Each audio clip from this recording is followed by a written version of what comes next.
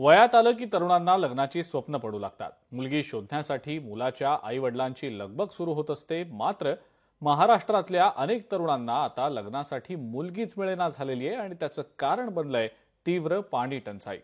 त्यामुळे घरात नाही पाणी आणि कशी मिळेल राणी असं म्हणण्याची वेळ अनेक तरुणांवर आलेली आहे।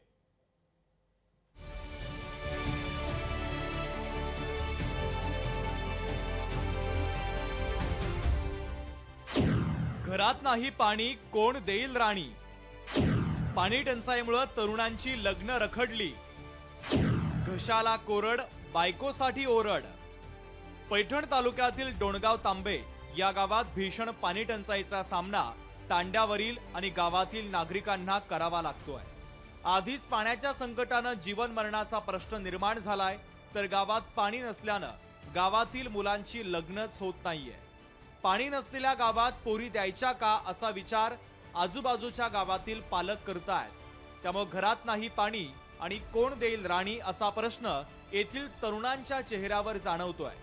पाण्याविना आमचं जगणं कठीण झाल्याची खंत महिला बोलून दाखवतायत। आमच्या गावात लई पाण्याची टंचाई आहे। आम्ही म्हातारा माणसं आहे, आम्हाला पाणी भांडा येत नाही, काय नाही, आमचा लई त्रास आहे। आम्ही कुठं सोरीक जमायला गेले तर आमच्या मुलाला कोणी मुलगी देत नाहीये। आम्हाला आधी विचारते तुमच्या गावाचे काय सोयी आहे। मराठवाडा आणि पाणी टंचाई हे समीकरण गेल्या अनेक वर्षांपासूनच आहे। सध्या पैठण तालुक्यातील डोणगाव तांबे गावात भीषण पाणी टंचाई भेडसावते।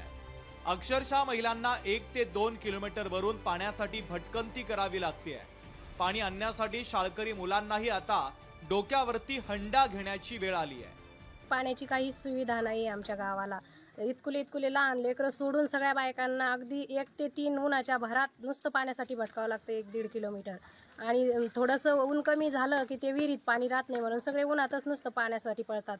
शाळेतील पहिलीचे दुसरीचे मुलं देखील उन्हात पाण्यासाठी पळतात। प्रशासनाने लवकरात लवकर टँकर चालू करा। 31 मार्च पर्यंत जर टँकर चालू जर नाही झालं तर आम्ही पंचायत समिती समोर आंदोलन करू, हंडा आंदोलन करू।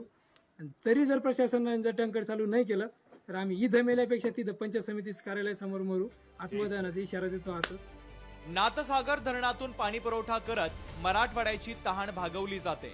मात्र धरण उशाला आणि कोरड घशाला अशी म्हणण्याची वेळ डोणगाव ग्रामस्थांवर आलेली आहे। कोणत्या बापाला वाटेल की स्वतःच्या मुलीने डोक्यावर हंडी घेऊन किलोमीटर पर्यंत पायी जावं आणि पाणी आणावं? त्यामुळं आयुष्याचा प्रश्न निर्माण झालाय। कारण पाणी प्रश्न हा एवढा गंभीर झालाय की मुलांची लग्न होत नाही, तर दुसरीकडे कुठेतरी पाण्यासाठी या ठिकाणी संघर्ष करावा लागतोय, झगडावं लागतंय आणि डोक्यावर हंडी घेऊन किलोमीटर पर्यंत पायी प्रवास करावा लागतोय। आपल्याला राणी मिळावी, सुखाचा संसार करावा अशी स्वप्न तरुण पाहतात, पण पाण्याच्या टंचाईमुळे झोपच उडालेली असताना ही स्वप्न बघायची तरी कशी हा सवाल आज लग्नाळू तरुणांच्या पुढे उभा ठाकलाय। तर दुसरीकडे नवरदेवाच्या घरी पाणीच नाही तर त्याला नवरी द्यायची कशी असा सवाल मुलींच्या पालकांसमोर उभा ठाकलेला आहे। म्हणून पाणी टंचाईमुळे घशाला कोरड आणि बायकोसाठी ओरड करायची वेळ लग्नाळू मुलांवर आली आहे।